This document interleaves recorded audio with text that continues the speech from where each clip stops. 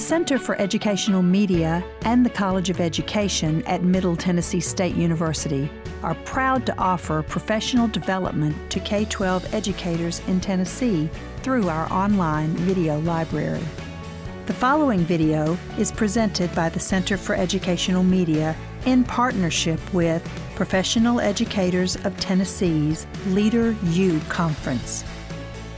For more professional development videos, check out our website at www.mtsu.edu/CEM.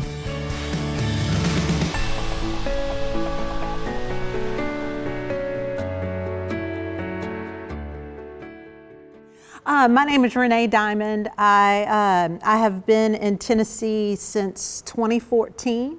I worked at the Department of Education when Candace McQueen was the commissioner. I was the executive director of educator effectiveness, so I worked with TEAM, TASL, micro-credentials, that kind of work. Most recently, I have been in Bradley County Schools as the supervisor of elementary schools, and I will be taking a position at Lee University next year, getting back in the classroom with older children, and I'm very excited about that. So I am going to be presenting today on the learning brain, essential neuroscience for educators. I really love the topic of this conference, lighten the load. I don't know that I can recall a time in Tennessee, since I've been here, that there's been more put on educators than now. You got to get this training done if you want your license, and you have to go this summer and that summer and all the things. It's a lot. And so what I'm hoping is that through this presentation, you will be able to embrace some of the strategies that you learned as young educators and see why they're effective, and maybe let a little bit of this neuroscience bring you back to basics so that you can lighten the load. So we're going to get started with a little activity. Everybody has a big appetite for wisdom that is succinct and well said. So what I'd like you to do at your table is think about a quote, preferably education-ish, that really speaks to who you are, something that resonates with you. Like, for instance, for me, I always like the one, and you can steal mine if you like. Give a man a fish, you feed him for a day. Teach a man to fish, you feed him for a lifetime. So talk with your table if you have any sort of little quotes like that that resonate with you.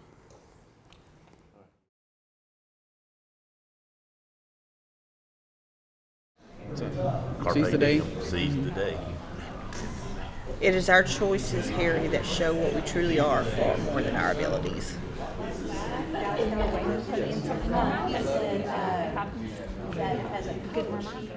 So here you have 5 quotes, and I wouldn't say that there's much about these quotes that are succinct, but you also have a copy of these at your table. And what I'd like you to do is to read each one of these and then make a personal comment about each one. So it might be that you place a check mark by something that you really agree with, or you might say, I disagree with this, or you might put a question mark, or you may just write a few phrases. But for each one of these quotes, I'd like you to respond, just give your personal response on the paper in the margins. I should have 30 in here, so if anyone doesn't have one, let me know.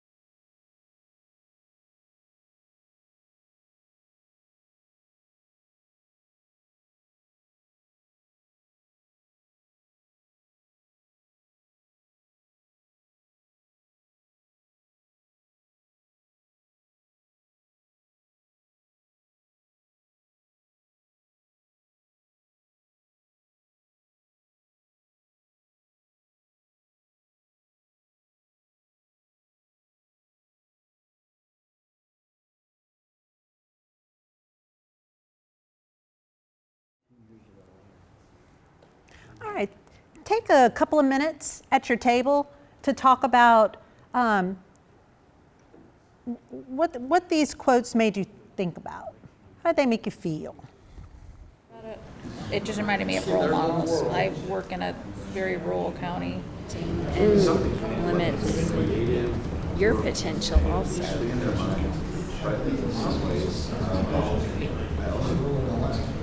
So we need to teach our kids in some ways, hey, here's the one way I want you to do this. And you don't have to spend a lot of time thinking, well, like math, 2 + 2 is 4. It's that simple.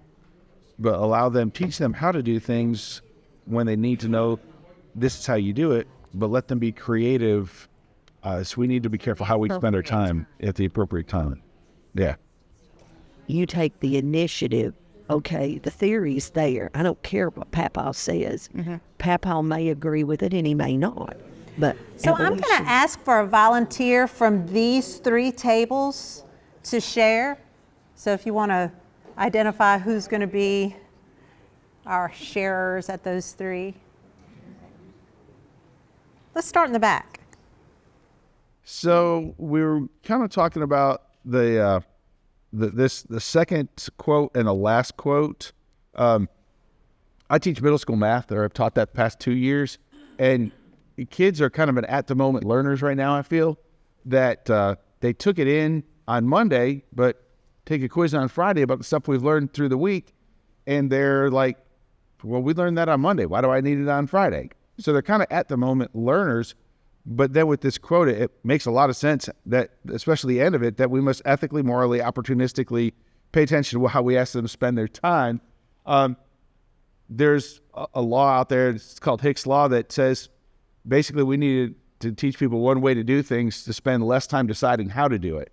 So as we teach them their time, there are some things they just need to know because, like, at the end of the year, they got these state tests. They've got to finish them.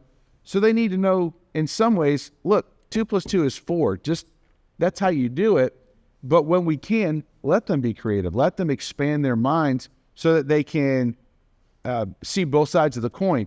There are some things, just get it done. Other things, let's be creative and figure out how can we do it. Gotcha. Now you started your comment with like there are 2 quotes. Are those 2 quotes related? Like, did you find a thread of information that was similar, or it was just 2 quotes that you guys talked about? I kind of found them that they kind of went together, but I think a little bit differently. Just how that kids are, they're very much, like I said, at the moment learners, and they'll learn today, but they can't hold on to it. So that goes to speak at the end. We've got to teach them how to do that. That besides the reading, writing, and arithmetic, man, we got to teach them how to be good kids. We got to teach them how to hold on to stuff. We've got to educate that whole brain. Perfect. Wonderful. How about this table? We identified the second one, and I'll go down to where the third line, yet taking in information is only distantly related to real learning. And one of the things that we put together that would relate to this is if you gave a mechanic or a student who wanted to be a mechanic a book, and he read how to rebuild a transmission, would he be able to do that? And our answer would probably no. He would have to have the experience of taking that information and putting it to use. Same thing as a doctor.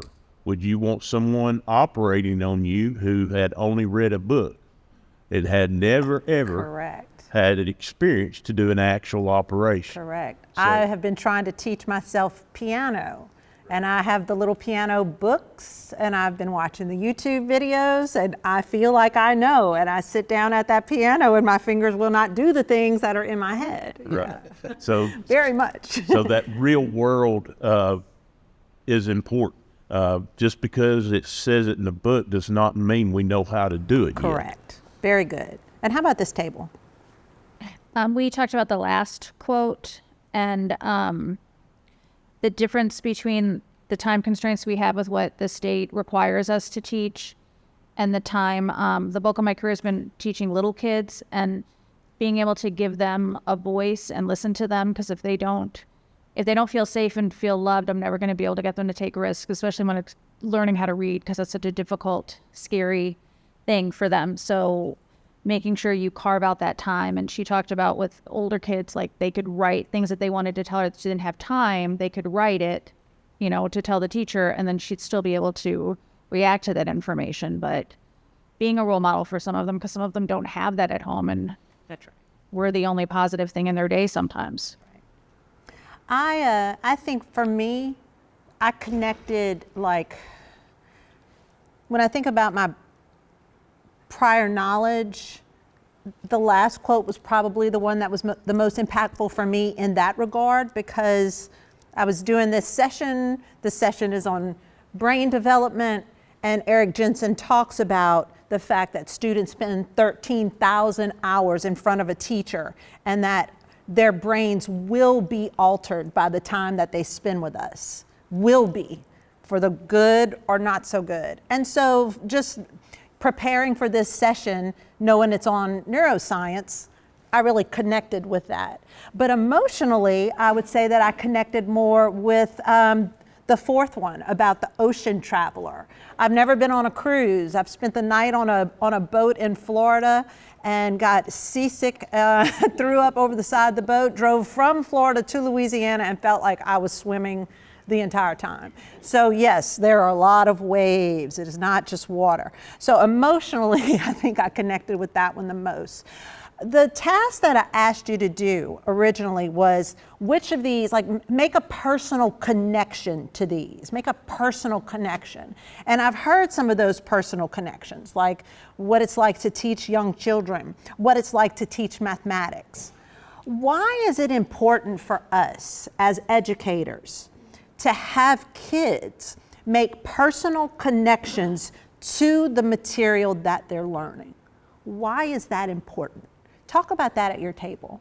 I'm just like thinking how much more, if I like connect or care about something, how much more energy I'll put towards it. Yeah. It makes it seem relevant to their lives.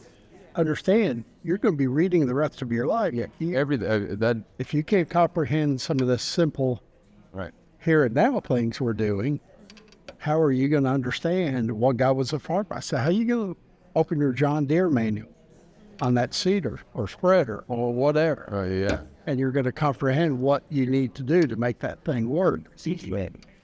Yeah. So why is it important? Why is it important that our students are connecting emotionally, connecting their prior knowledge? Why is it important as educators that we ask them to connect the material that they're learning to themselves? Gives it meaning, gives it relevance, gives it value. Gives it meaning, gives it relevance, gives it value. Something that we were talking about is teaching science. The kids will tell me, I don't like science, I don't like this and that. But yet, when they go to talking, they want to watch motocross, they want to watch different kinds of things that are science related. They'll watch the videos, watch what this person's doing, or watch. So the things that they're seeing, they're not making the connection between this is actually what I need to know and what I'm actually doing. Exactly. And that's where you come in. Because the way, from a neurological standpoint, our brains are being bombarded with senses. Thousands and thousands and thousands of senses, from everything that your eyes are taking in right now to everything that your ears are hearing right now, things that you don't even know that your ears are hearing right now. The sound of air conditioners, the sound of someone coughing that maybe you didn't even hear, the way that the clothes feel on your body, the things that you smell, the things that you taste. If you had coffee this morning and you still have a little coffee breath back there, there are thousands and thousands and thousands of bits of data that are trying to get through to our brain every second. There's a process called the reticular activating system that's in our brains, and its job is to serve as a filter. Oftentimes you'll see kids who are autistic, who have impairments in this reticular system, where they are exposed to more senses, and that's why they're so overwhelmed. But our brains filter out these senses. And of the thousands and thousands and thousands of things that are vying for your students' attention, about 1% of those things actually get into the brain. So if your students are not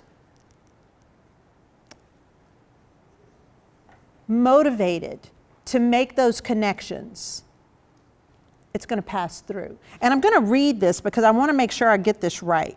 Information has to make it through the reticular activating system to get to the parts of the brain where it can be first acknowledged.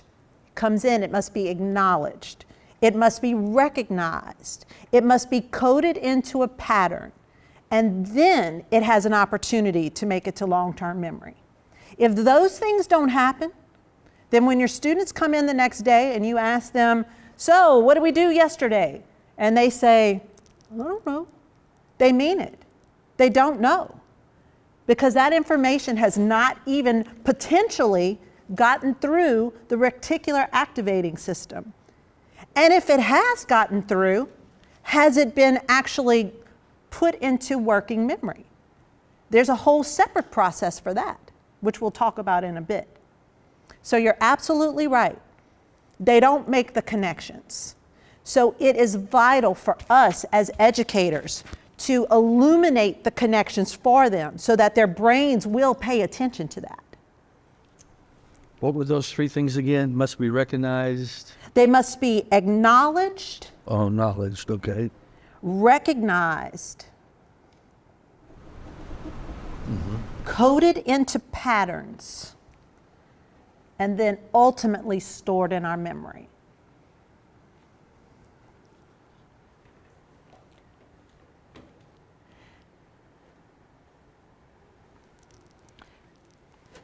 So this, I'm sorry, yes. The question on that, Yes. I love teaching old school, but I have to force myself, is it better because of how kids see patterns to use the computers, to use the new tech, because that's their best way of learning, or to back away and get rid of the distractions, all those things that, so there's less distraction and we can teach them and focus them? When we're done with this session, I want you to tell me what you think about that question. So why are personal connection activities effective? And you can see here, this is the part of the brain, the reticular activating system. It is deep in our brains, and that is the filter. It's like a virtual editor. It will only let certain things in. And thank goodness, because if we didn't have this process, and when this part of the brain is damaged, this is when you have sensory issues that lead to just horrible existence, because there's too much senses getting to us. This is a great filter for us to have. So is this the filter that the autistic kids are using that just doesn't function correctly? This is a big part of that, yes. My just turned 3-year-old granddaughter was recently diagnosed with autism, and I've known for many, many, many months. I watch her try to push out senses. It's heartbreaking, really. So our outcome for the day is to increase our understanding of best practice. And I have best practice in quotes. I mean it in an actual way. What makes it a best practice? Teachers hear all the time, oh, well, that's best practice. Well, okay, why? What we're going to learn today is why some of the strategies and tools that we currently use and have heard are best practice are best practice, because it's based in neuroscience. After this session, your brain will not be the same. because everything you do, everything you see, everything you hear changes the structure of your brain. So your brain will not be the same after we're done today. And what I hope is that you recognize that your experience as educators and some of the practices that you've used since you were a brand new teacher, these are based in neuroscience. The most effective practices are the ones that are based in neuroscience, and I hope that you'll be able to see that.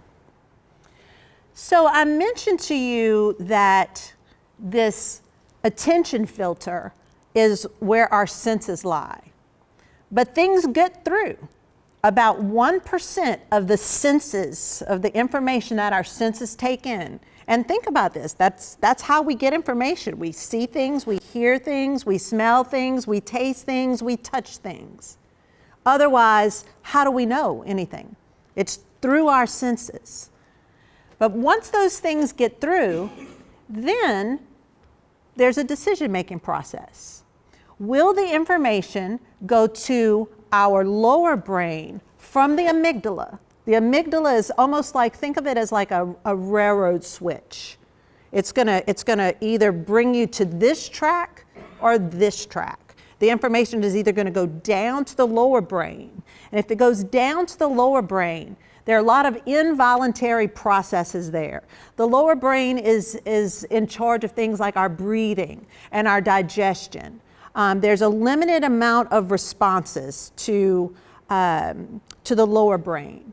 And so if we provide students with information through their senses, and it is not deemed worthy of information, worthy of processing, your brain looks at information to see patterns and pleasure, and will this help me survive? And is this something good for me? If the brain does not detect that the information that you're getting is worthy, if the brain does not detect it, it will discard it. It will discard it. And it will go out of their short-term memory in about 30 seconds. About 30 seconds. So think about a time in your classroom where you've done your thing, I've done my thing, and you ask a question and it's like crickets. It's like crickets. I just said this. I just said this a minute ago. Didn't you just? I just said this. 30 seconds later, that information is gone if the amygdala does not move it to the prefrontal cortex. If the amygdala does not move it to the prefrontal cortex, our upper brain, where thinking happens, it is discarded. So our job as teachers is to get that information through the reticular activating system and up the amygdala to the upper brain. That is our job.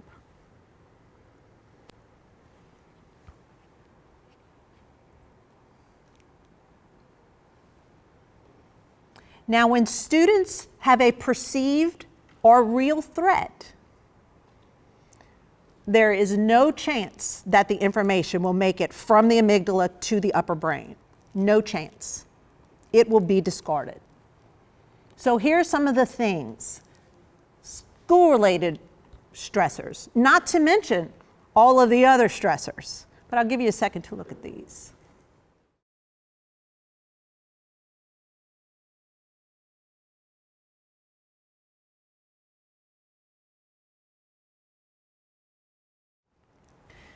So when these sorts of things happen, and students are living in the lower brain, their brains are stressed, nothing is getting to the prefrontal cortex. This is when you see these involuntary behaviors, and there's a limited amount of them. Typically, it's students acting out or zoning out. Acting out or zoning out. We've seen students do that. Yes. May I take a picture of that? Absolutely. So how do you stop this from teaching high school? We get them, and essentially some of them have been in this mode since elementary school. So the best advice that I can give when you have students who have trauma, stress issues that are completely outside of your locus of control is to make your classroom inviting, as safe and nurturing as possible. So perhaps in those moments when they're in your classroom, they can let their guard down, be motivated by the content that you provide because they're able to personally, emotionally connect to it. And maybe there's a chance that you can get that information from you up through their brain. But that's our challenge, teachers. That's our challenge. And that's why you can't take it personally when kids come to you with trauma and stress that keeps them from learning. The best thing that you can do is provide a classroom environment that is nurturing and safe, and let them know you love them and build relationships with them. And then, and maybe it won't be until the last 9 weeks of school, but maybe then. And for your students that are coming to you healthy and they don't have these stressors, then we need to be strategic about the way we get that information up into the brain. And we'll talk some more about how that looks. Okay, so here's another we're moving a little bit farther into the brain. So we talked about the sensory intake, which is at the top. And that sensory intake, they will pay attention to what gets through that filter. They will pay attention to that. The brain will. The amygdala will then, again, like I say, move information to the reactive brain, that lower brain, or it will move it to the reflective brain, the upper prefrontal cortex. And when it's in the prefrontal cortex, then what we have students do with that information matters. Because if all we do is allow it to get there, but we don't help them build neural pathways with that information, 24 hours later, when you ask them, what did we do today? They're going to say, I don't know. And you'll look back and you'll say, but yesterday you knew. Yesterday you did this. You did this problem yesterday. Yeah, but is that all they did? Did they build the neural pathways that they needed to actually put it into their working memory? Or is it gone? So once you get that reflective brain engaged, what you do with it is critical. And we're going to talk about some of the things that are necessary for the brain to learn the information that you have for them. So all of this, you've probably heard the term executive function. I really only put the definition of executive function here because I really like this graphic, and executive function is here, but it's the way that we process information. And I'm not going to go into executive function in this session. We're mostly just going to talk about the brain pieces. So we're back to these quotes that you've already had a personal connection with. What I'd like you to do now is look at the quotes and rank them 1 through 5, with 1 being the quote that impacts you the most, the one that resonates with you most, the one you like the most, to 5, which is the one that you like the least, has the least amount of impact on you.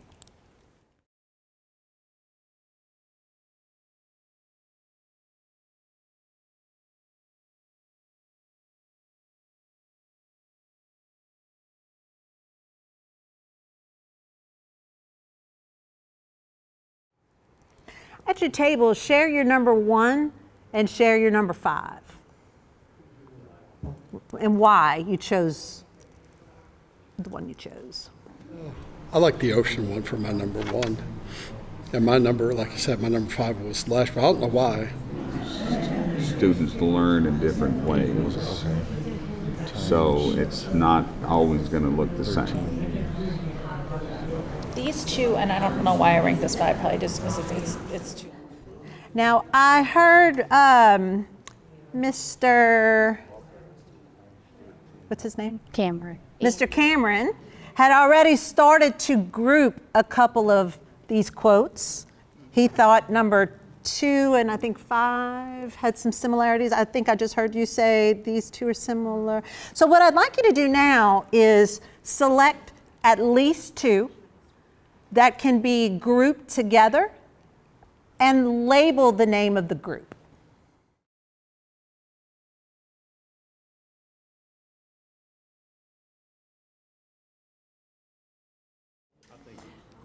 So with Mr. Cameron's, I think his was about, maybe he could call it the Hicks effect, I think is what you called it?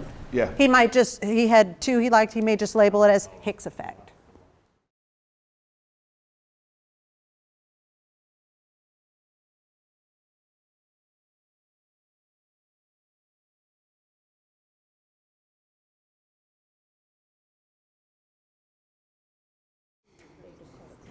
So I'm going to ask for a volunteer from this table, the front, and here in about 30 seconds. So if you could get your 2 or more quotes and your label together. We picked the first 2 and the 4th one. Okay.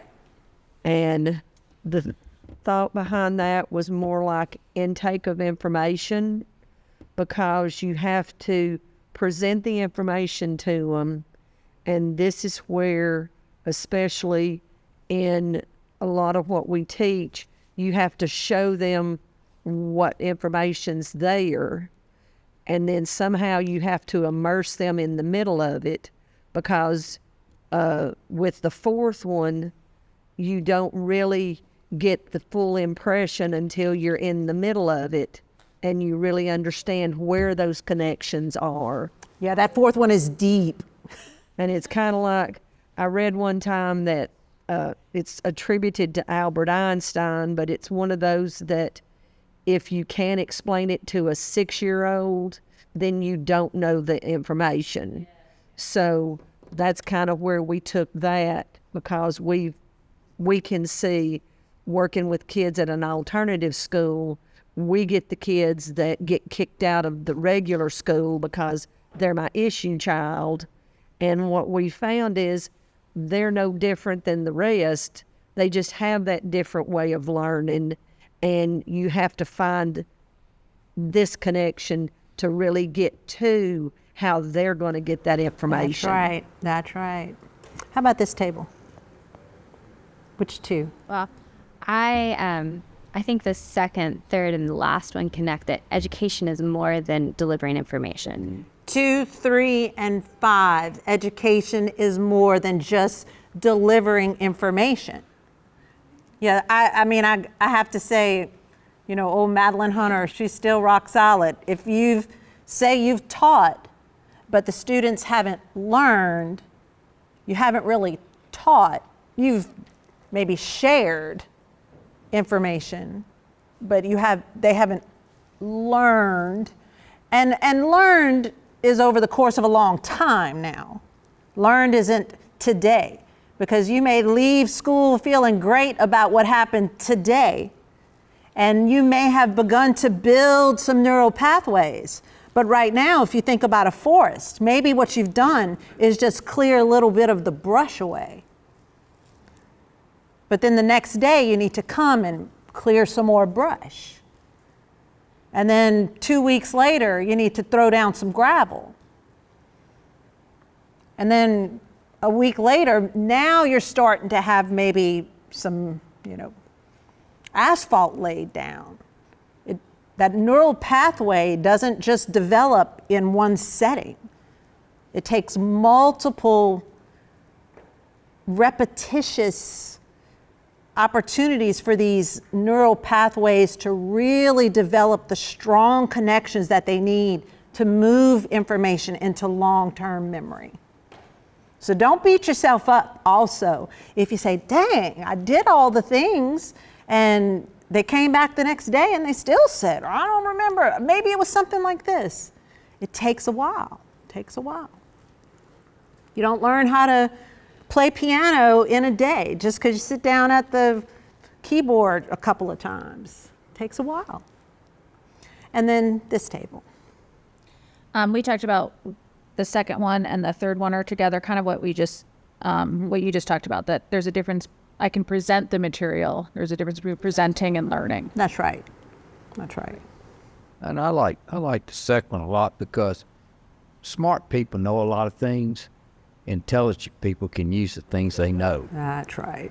And we have to move people from sitting in the classroom learning a lot to the point they can apply what they've learned. That's right. And we're about to talk about just novel situations. So I'm glad you brought that up. In a few minutes. Okay, at your table you should have some blank paper. So I am about to present an image, and it will be presented for 15 seconds.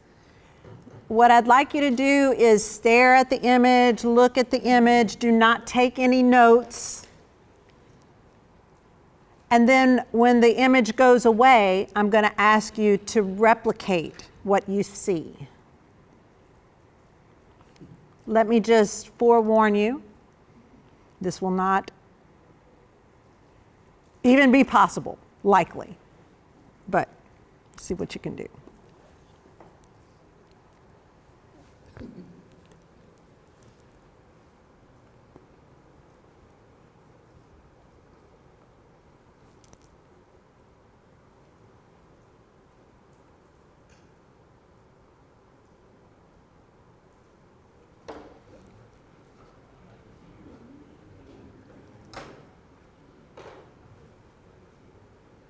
If you had to grade yourself, what might you have right now? 70? There you go. I hope we're grading on the curve.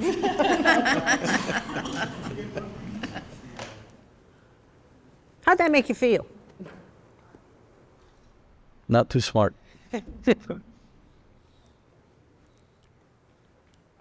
So let's try it again. This time, I'm going to give you less information. You'll have 15 seconds. Do not take notes. Pencils down, everyone. All right.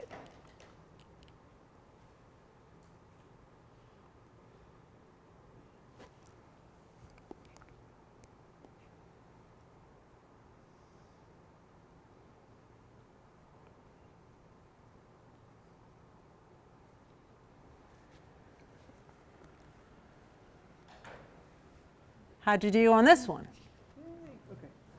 I feel better about myself now. Better. I didn't do the work correct. There are 11 characters there. Chances are you got half or maybe less. Anybody got more? Anybody got 6 or more? Oh, yeah. I just missed the last. 8 or more. Yeah. Okay. If you got 8 or more, chances are there is some strategy. You didn't just look to remember, you employed a strategy. What is the strategy that you employed? I'll be a pattern. Ignorant octopus's victory, but slanted octopus's whatever. Storytelling is a strategy. Absolutely. Very good. Slanted octopuses are ignorant, so whatever. And then you smiled. Wonderful. Emojis or making a text message out of it. What was your strategy? I tried to make words. Love, I tried the Yes. lowercase L, and then uppercase. Yes, love without the E, then some sort of Love crooked. leads to backslash. Yes, yes, yes. So your brain had to employ a strategy. You either grouped it, told a story, there some sort of order, some sort of pattern. Without a pattern, you're not gonna get it done. It's not gonna happen. Your brain needs to attend to patterns in order to deepen those neural pathways. Yes. One of the things that we noticed is that we got the first ones a lot easier than the last ones. Tell me why. I don't know. I was going to ask if that was something that y'all had. We missed more at the end than we did at the beginning. I don't know. So they look similar at the beginning. I'm not sure. I mean, I don't know why that is. possibly you guys were looking at it as like one entity. So instead of it being 11 separate things, you looked at it as one thing with detail. I think we started just like reading left to right. I don't know how everybody else, if that's a pattern of the group. Oh, you're talking about this particular one. Yeah, that one. Yeah. And what did you do? You did better at the end? At the beginning. Yeah, and I think because we read left to right, and you had 15 seconds, it made sense that you were going to go from left to right to try to make sense of it. You know, the larger character is either a plus or a minus, depending on your brain. You know, for some of you, it's an anchor. What goes before, what goes after. For some of you, it's a distraction. We're all very different. Our brains are very different. One more time. One more time. You ready? In a different way.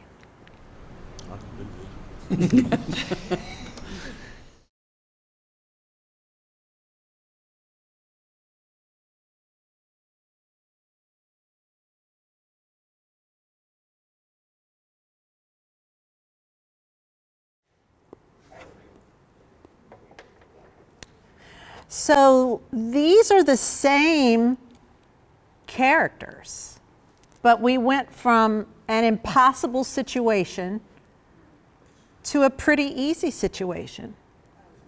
Same content, different method of delivery. Had I done this at the beginning, perhaps you would have been more successful. Well, where's that big smiley face? Well, that's a long story.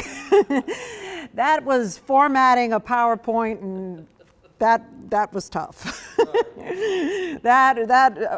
Even this morning, I was like, can I fix that smiley face? Oh, goodness.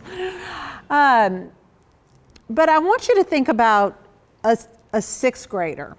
And let's say you're teaching science and your content is density.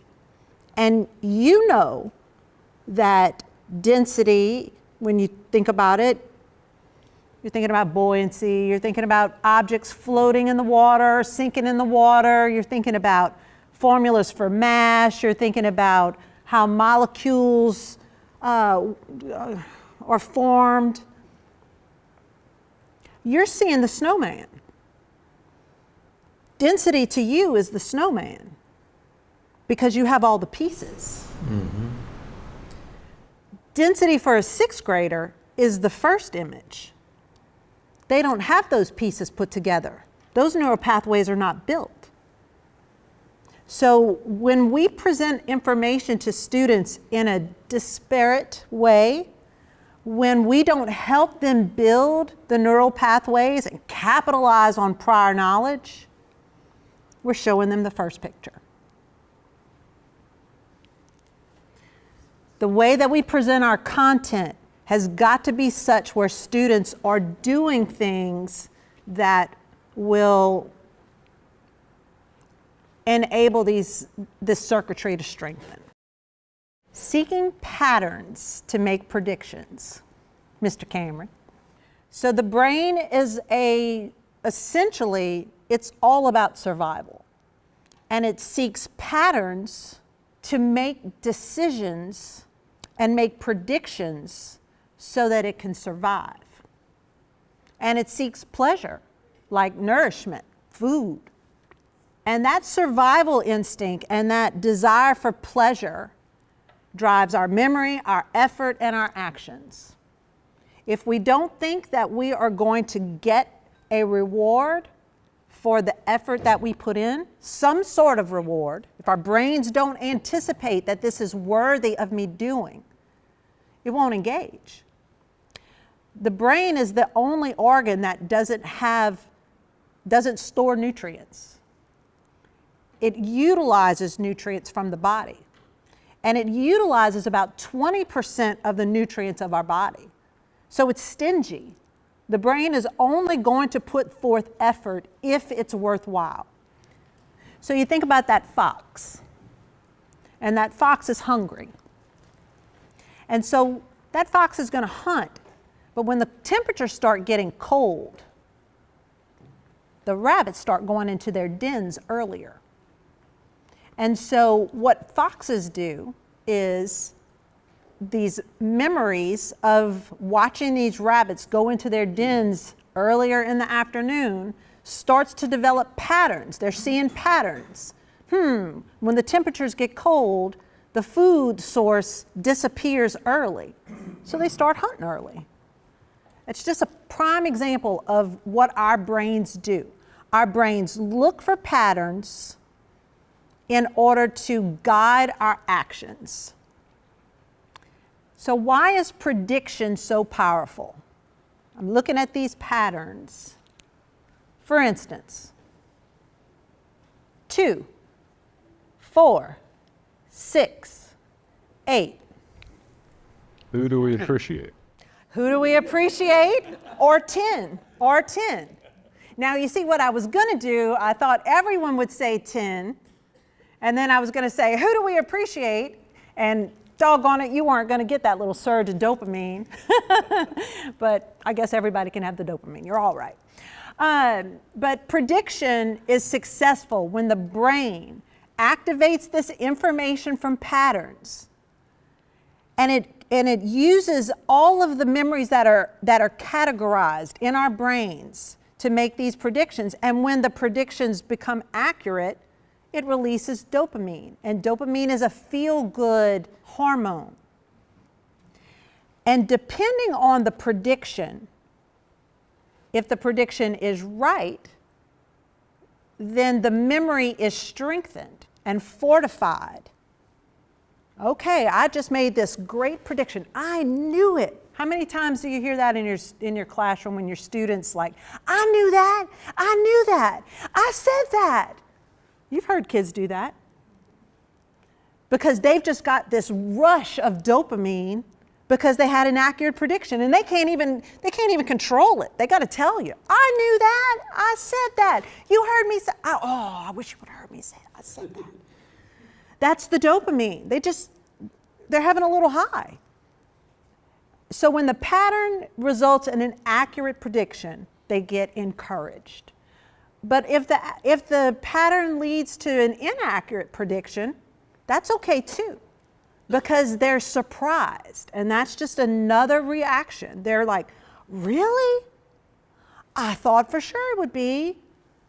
And that is also going to be something that they remember. Anybody ever saw Shutter Island? It's my favorite movie. If you haven't seen it, watch it. You'll understand what I'm talking about. What? I didn't see that coming. What?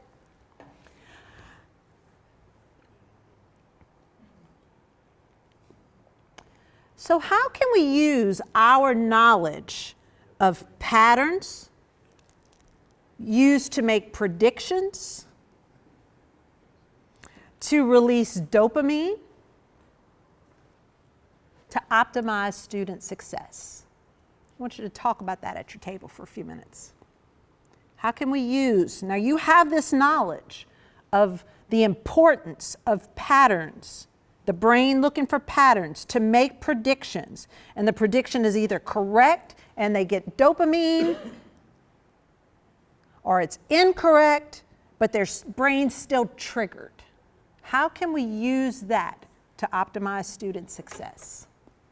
Yeah, I never knew that. But then, like I said, I had the class rock with it one time. Could not get parts of a sentence. Could not. I tried to. I'm gonna diagram sentences. A week they had it, and I had no idea the pattern. Okay, well I know this is what the line looks like. This is where stuff goes. Okay, I don't know what you call this little word down here, but I know it's saying something about this word up here. I know. Just thinking how much creativity is needed in the classroom for students to just absorb information. Yes. It's not so simple. It's just information. No, we do it and then we name it at the end, right? And that's the Socratic method, right? It's been working thousands of years. Like, you ask the question, not because you don't know, but because you're trying to lead them to discover it on their own so that it's meaningful. I'm hearing a lot of you talking about tapping into prior knowledge. So we've probably all heard this term schema. You know, what do you already have? Information has to connect to prior information in order for it to stick. When I was an instructional coach on my board, I had, that Velcro, like the sticky part.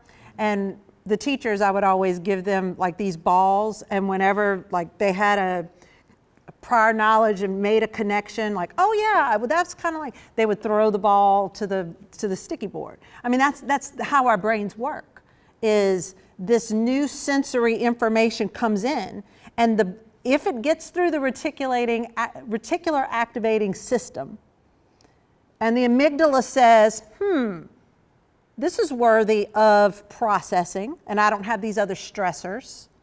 If that happens, then the brain is looking for packets of information in your brain to connect to. That's what your brain is doing. And if your brain doesn't find a packet of information to connect to, guess what happens? It discards.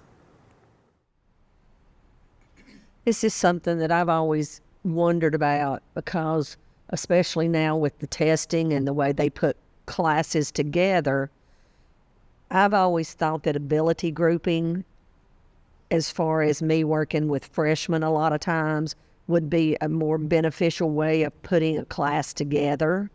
Because one of the issues I find is I have the kid who's supposed to be in the gifted program, but then you just stuck me with the kid over here that can't read and has no connections. And you have the additional challenge of multiple grade levels and multiple content areas in your classroom.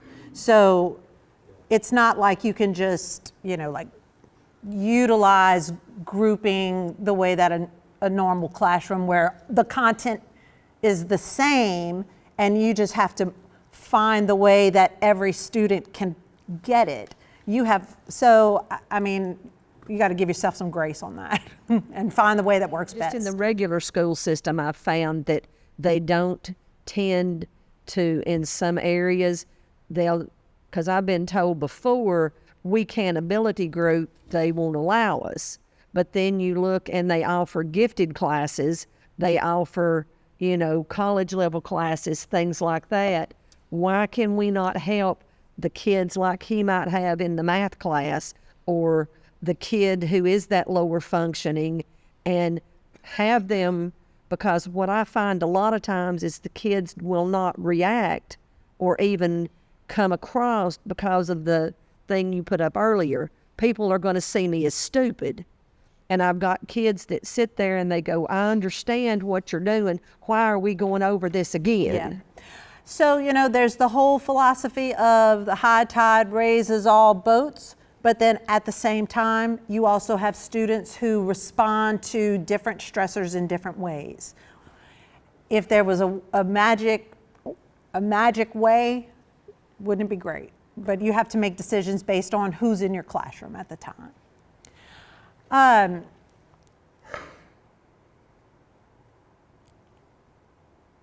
So when the information is in this prefrontal cortex, and you are looking for ways to help your students develop patterns, some of the best ways to do that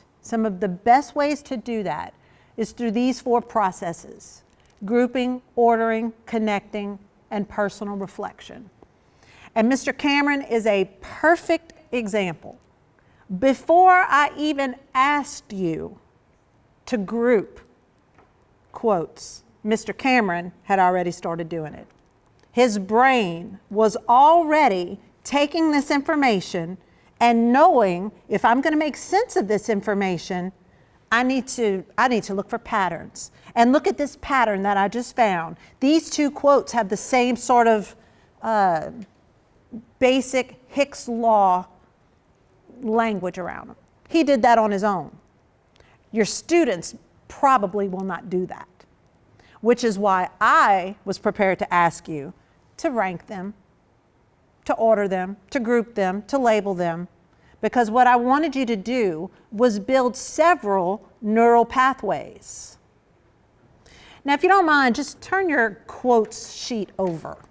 Talk to your table about these quotes. What do you remember about these quotes? How many were there? What were they all about? And then there were two kind of about how you show up, like, and if you're things that they need to do. But yeah, it's about learning and teaching, and us it's spewing out the information versus students learning. Mm-hmm. Now, had I asked you to read all 5 quotes, talk about them briefly at your table, quiz at the end, how do you think you would have done as compared to after we were able to have multiple exposures with them where we grouped them, ordered them, or ranked them, made connections to our own quotes, our own favorite quotes, made a personal connection to those?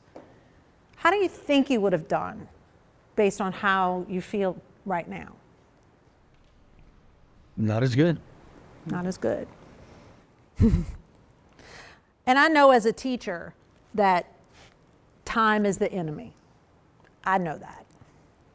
I just don't have time. How am I going to get through all of this information? I don't have time to do all of these activities. And I sympathize with that.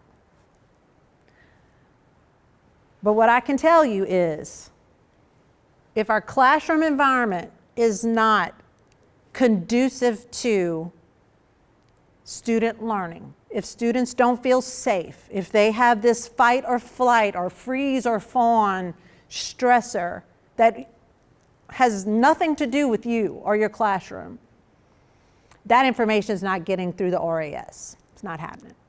So your classroom environment has to be one where the students at least have the opportunity to feel safe. And maybe they never will, but maybe they will in time. If you don't activate prior knowledge, if you don't get their attention, I probably should have put attention first. If you don't get their attention, it's not coming through the RAS. And then once it gets through the RAS, yay, 1% gets through. Then the amygdala decides, is this worthy? Is there something in this for my brain? Will this information help me? Will it provide pleasure for me? Will it do something for me? If those things don't happen, then the amygdala is going to shut it down. But let's say it gets to the prefrontal cortex. Do we activate prior knowledge so that there's something for this new packet of information to stick to? And then can we make the neural pathway strong by grouping, ordering, making more connections, making personal reflections? If we don't do those things, it's gone anyway. It's gone anyway. I would rather take the time to get the critical information, maybe not everything, but you guys know your content areas, you know what's tested, you know all the things. I would rather spend good quality time building these neural pathways so that this information gets into their long-term memory. Because otherwise, if you're worried about a test, they won't know it anyway. They didn't know it 24 hours later. They're not going to know it 6 months later. I did not get to a little bit more of the memory piece as I wanted to, but I feel like we made some neural pathways and some circuits, and I feel like your brains, well, I know your brains are different now than they were an hour and a half ago. I hope they're super strong and super happy. I took most of the information from this book. You guys have heard, hopefully, potentially, of the Understanding by Design or Backwards Design. If not, this is Understanding by Design meets Neuroscience. It is by Jay McTeague and Judy Willis. I really have thoroughly loved this book, and as you can see, my new puppy also thoroughly enjoys this book. But if you're looking for some very insightful reading, I would suggest this as a place to go. I basically covered chapter 1, and so there's a lot in here, as you can tell. Yes? Could you repeat the authors? Yes, it is Jay McTeague, Jaymctighe, and Judy Willis, MD. What was that last name again? McTeague, Mctighe, and Willis. Upgrade your teaching, Understanding by Design meets Neuroscience. But there's tons of great TED Talks and lots of information out there on this topic. And you know, it's amazing what technology can do. We live in a wonderful time where we can actually see how the brain's neurons are firing under certain conditions, and it's just been revolutionary. It's a wonderful time to be a teacher, because now we're not just stumbling on the success. We actually understand what brings that success on. I've thoroughly enjoyed the day. If you have any questions afterwards, feel free to come on up, and I hope you have a great conference. All right, you're welcome.